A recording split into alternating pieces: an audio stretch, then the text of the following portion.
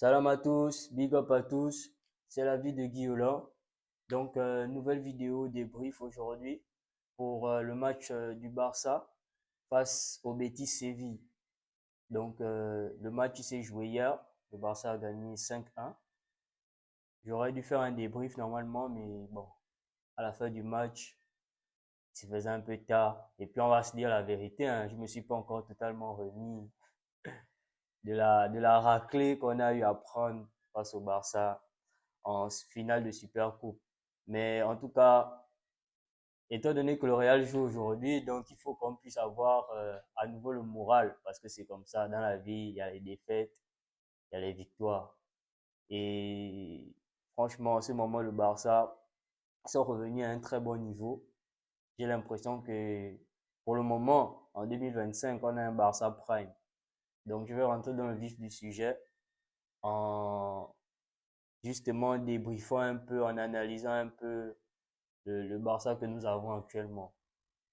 Donc déjà, sans perdre de temps, concernant le Barça, il fallait que j'en parle parce que bon, j'ai pas fait la vidéo hier, mais si je fais la vidéo aujourd'hui, c'est parce que c'est nécessaire que j'en parle. Top, top équipe en tout cas, top équipe, masterclass, masterclass, il n'y a rien à dire. Masterclass, grosse masterclass même. Sur toutes les lignes du terrain, le Barça nous montre un très grand football. Je vais prendre les choses depuis l'arrière. On va dire ça comme ça. Je vais commencer par l'arrière en allant vers l'avant. En soulignant chaque ligne qui m'a vraiment impressionné. Parce que bon, il y a des choses aussi que je peux ne pas voir. Voilà. Donc, déjà, bon, le gardien, il n'y a pas grand-chose à signaler sur le gardien parce que il n'a pas été très sollicité. Le Betis Séville n'a pas proposé une adversité de taille pour rivaliser avec le Barça. Donc, pour le gardien, en tout cas, il a pris un but. Il a pris un but, c'est tout ce que je retiens. Mais je pense qu'il a quand même fait quelques arrêts à certains moments. Mais déjà, la ligne défensive, Gérard Martin, bon, il a joué un match correct, selon moi. Il y a des Barcelonais qui se plaignent de lui, mais il a joué un match correct en tout cas. Koubarsi, top player. Koubarsi, top, top, top, top, top player. En fait, quand on regarde les joueurs du Barça jouer, un gars comme Koubarsi, c'est difficile de croire qu'il a 17 ans. C'est difficile de croire en fait que ces gars-là sont mineurs en fait. C'est incroyable. C'est incroyable, vraiment incroyable en fait. Koubarsi, la lecture de jeu, la relance balle au pied. En vrai, c'est un patron en fait pour son âge. C'est un patron. C'est un patron de ouf. Donc Koubarsi aujourd'hui, vraiment, c'est vraiment plaisant à voir sur le terrain. Il a été associé aujourd'hui à Ronald Araujo, qui sort de blessure, qui revient aussi à un bon niveau parce que je n'ai pas signalé, bon, j'ai pas vraiment analysé le Classico après le match parce que, bon, comme vous avez pu le voir, j'étais déçu de la performance du Real, mais Araujo a bien joué. Bon, Araujo, je sais pas, moi je suis francophone, donc Araujo a bien joué et il revient à un bon niveau. Il y a des rumeurs qui disent qu'il va aller à la Juve. En tout cas, pour le Barça, j'espère qu'il va rester. Mais s'ils ont vraiment besoin d'argent, parce que bon, on connaît aussi leurs problèmes, bah, il n'a qu'à aller à la Juve, hein. Mais sinon, il revient à un bon niveau. Hier, il a joué une bonne partie. Il est sorti à l'heure de jeu. En tout cas, j'ai apprécié, j'ai apprécié. Maintenant, pour moi, le meilleur joueur de la ligne défensive du Barça, c'est sans aucun doute, pardon, Jules Koundé. Jules Koundé il est impressionnant ces derniers temps. Il est très, très, très, très, très impressionnant. Parce que, en fait, Jules Koundé, je ne sais pas si on réalise que c'est un défenseur central normalement. Et aujourd'hui, il nous prend des masterclass et il joue au poste de latéral droit, en fait. Jules Koundé, défensivement, il est bon. Offensivement, il est bon. Je pense que à son poste actuellement, je pense qu'il n'y a pas trois. Il n'y a pas trois personnes devant lui. Il n'y a pas trois personnes devant lui. Je ne sais même pas s'il y en a deux. Mais en tout cas, à son poste actuellement, je ne vois pas qui se place devant lui pour parler. Jules Koundé, masterclass. Il marque un très beau but. Et il marque même deux beaux buts parce que le deuxième but, il a annulé pour une position de hors-jeu très limite. Très, très, très, très, très limite. Je pense que c'est même sa pointure. C'est à cause de sa pointure parce que, franchement, le système de la VAR, là, c'est compliqué aussi, hein. Mais en tout cas, Jules Koundé, masterclass. Sur son côté avec Lamine Yamal, les deux s'entendent très bien. On dirait, je sais pas. En tout cas, ils ont une alchimie de malade. Tout fonctionne parfaitement sur leur côté. Offensivement, défensivement, ils se complètent très bien. Milieu de terrain, aujourd'hui, il y a juste eu un changement par rapport au Classico. Je pense, si je ne me trompe pas, il y a Casado qui était de repos. Ah, il n'était même pas sur la feuille de match, Casado. Ah, si, il était sur la feuille de match, mais il s'est reposé un peu aujourd'hui et on a laissé jouer Frenkie de Jong. Il est assez critiqué ces derniers temps, dû à ses blessures, sa méforme et autres. Mais en tout cas, hier, Frenkie de Jong, c'était pas mal, hein? C'était pas mal, il a bien joué. Il était à un bon niveau correct, match correct de sa part. Il n'y a rien à signaler pour ma part, hein. Il n'y a rien à signaler de très alarmant. Pour Frenkie de Jong, j'espère qu'il va revenir à un bon niveau parce que pour tous ceux qui aiment le football, Frenkie de Jong, c'est un très bon joueur de football. Donc, on ne peut que vouloir qu'il joue bien. Si on aime le football d'abord, parce qu'avant les rivalités, ce qu'on aime, c'est d'abord le foot. Donc, Frenkie de Jong, très bon joueur. J'espère qu'il reviendra à un niveau correct. Pedri, vous connaissez, vous savez que je suis fan de Pedri. Vous savez que je suis fan de Pedri. Pour tous ceux qui ont mon numéro, vous avez l'occasion de voir comment je poste des photos de Pedri. Et on va dire ça comment? Je loue son talent chaque jour. Et donc, Pedri, masterclass. On a l'impression qu'il danse sur le terrain, il fait de la danse classique, il patine. En fait, le ballon, c'est son ami. Le ballon, c'est l'ami de Pedri. Pedri, masterclass en tout cas. Très, très, très, très bon joueur de football. Très bon joueur de football. Je n'ai pas envie de le comparer à Bellingham ou à qui que ce soit. Mais en tout cas, Pedri, pour ce qu'il fait, je suis sous le charme en tout cas. Je suis sous le charme. Joueur, milieu de terrain parfait.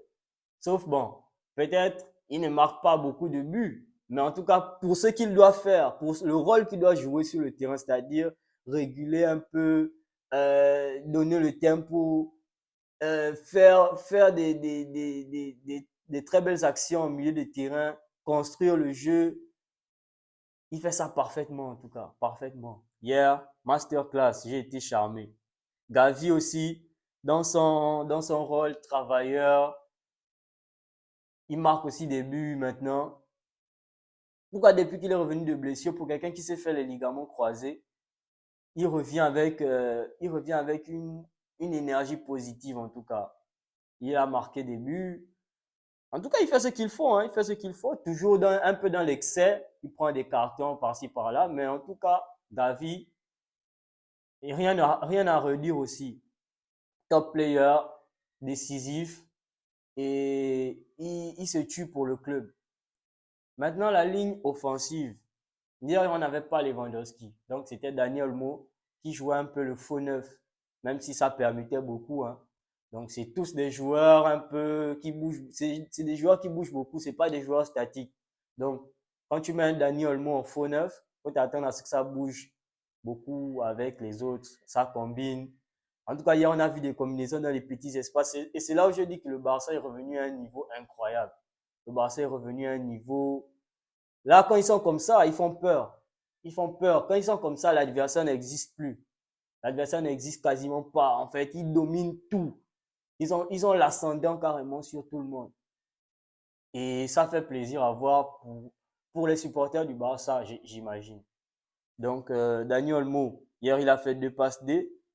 Il a joué un très bon match. Rafinha, on connaît un prétendant au Ballon d'Or cette année. Il continue, il enchaîne, il enchaîne, il enchaîne. Décisif encore une fois, je pense. Il est à 20 buts. si je ne me trompe pas, hein, 20 buts, 11 passes D, je pense. 20 buts, 11 passes D, un truc du genre. Toutes compétitions confondues cette année.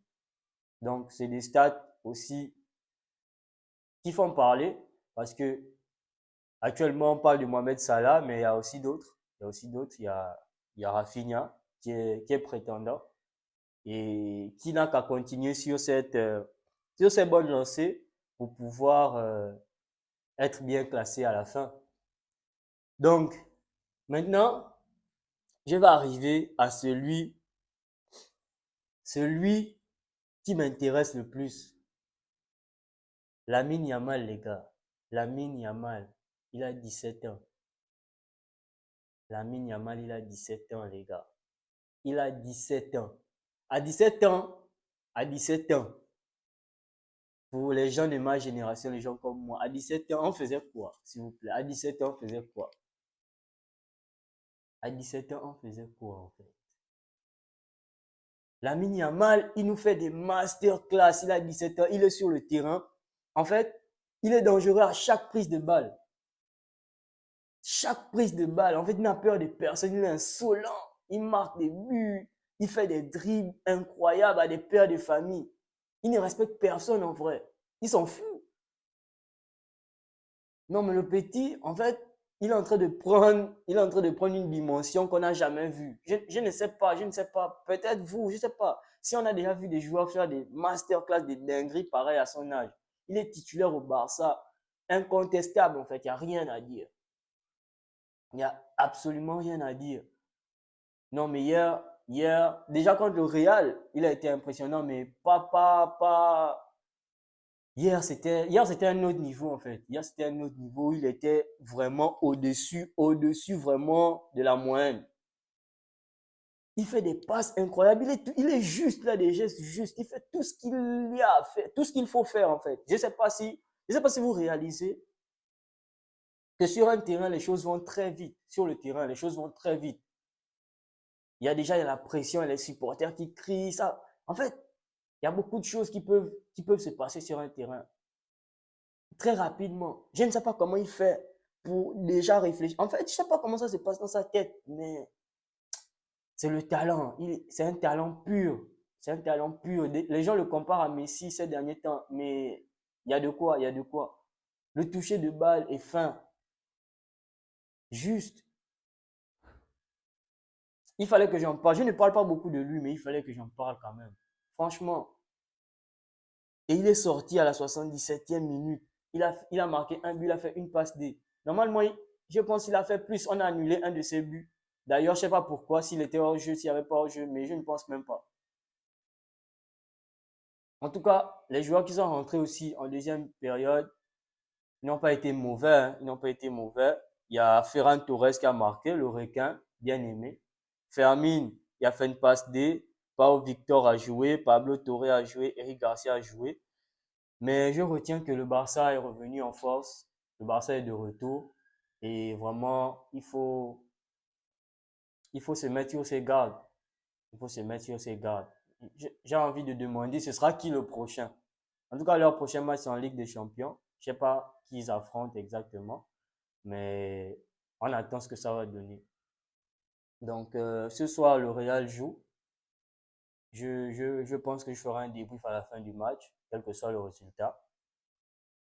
Parce que, bon, le Real, il faut qu'on parle, hein, parce que les gens attendent. Carlo Ancelotti a fait une conférence de presse, il a été assez nerveux. Donc j'espère qu'il va nous faire mentir. Il va nous faire mentir de l'avoir critiqué.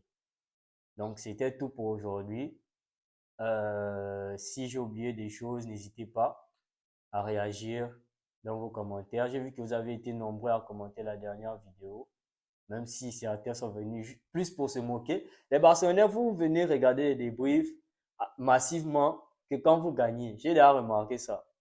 En tout cas, likez, s'il vous plaît, abonnez-vous, partagez, commentez. Ça donne la force et c'est grâce à vous, en tout cas, que la communauté augmente chaque jour.